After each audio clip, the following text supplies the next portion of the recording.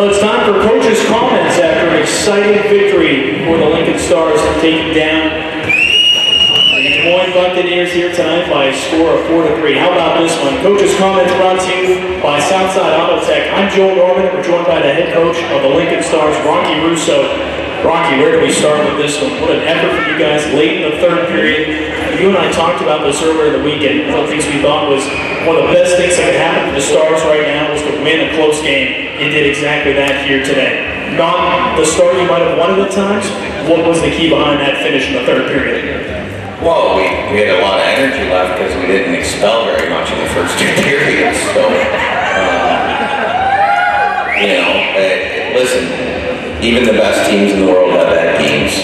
And, I'm not being critical, I'm just being honest, right? We played pretty poorly in the first two periods. We played pretty poorly in the first half of the third period. But what I'm happiest about and most impressed with is most teams, you give that third one up and you kind of say, well, it's just not our night. We pack it in and we move along. We didn't do that tonight. We dug in and we continue to compete, and we find a way to tie it up and then find a way to take the lead, and then you got to defend a 6-on-5 for a minute and a half, and really great effort by everybody down the stretch, and especially Lucas Massey making some really big saves. He did a great job at net here tonight for the Stars. Lucas Massey with 28 saves on 31 shots.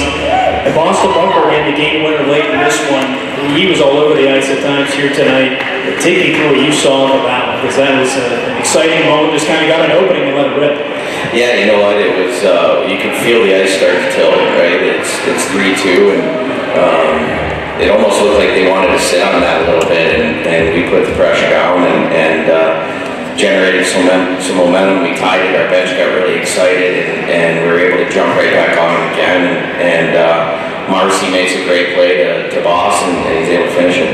They did a great job of that, but before that, Doug Grimes helped make that Boss goal with that game-time goal late, just a good deflection in front. Adam Cleaver helping really get that going as well with that one shot from the point. It felt like this one, because you said it wasn't the best game, you had to dig deep. What was your message to the team late in this one as you realized we've got to scratch and claw a little bit here tonight? You know, we just talked about the points in October matter just as much as they do in April, and you don't want to let any of them slip away. There's going to be games when we play well and we just don't win.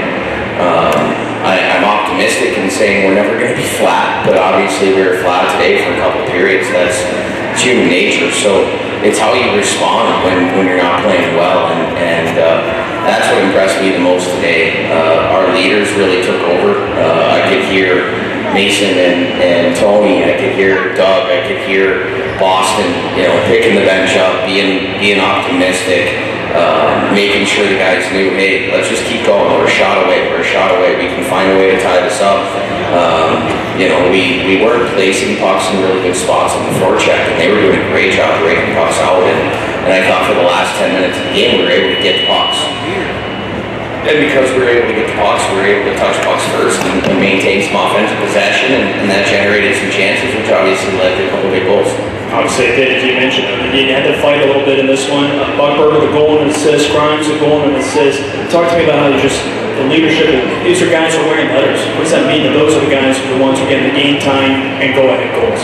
Well, they're big-time producers in big moments, right? And even, gosh, we had the power play in the third, and Tony rips one off the crossbar.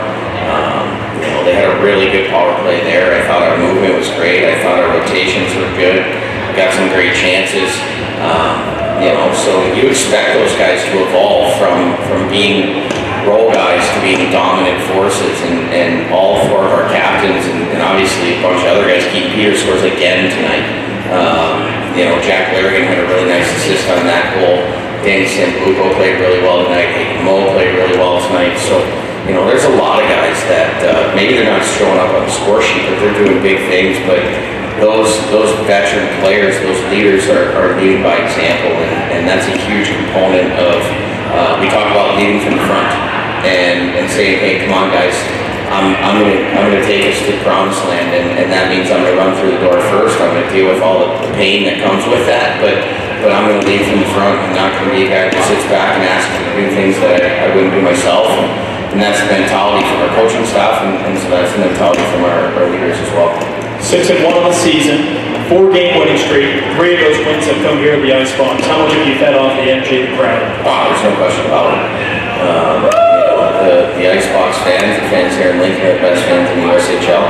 And we appreciate every opportunity we get to play in this building. In fact, that was a big part of my message in the second intermission, was we don't waste these chances to play at home, to play in this building, to play in front of our fans. We know how hard our fans work, and this is their entertainment on a Saturday night. They spend their hard-earned money to come and watch us play, and they damn well deserve a great effort. And so the 28 chances we get to play regular season home games in this building are sacred.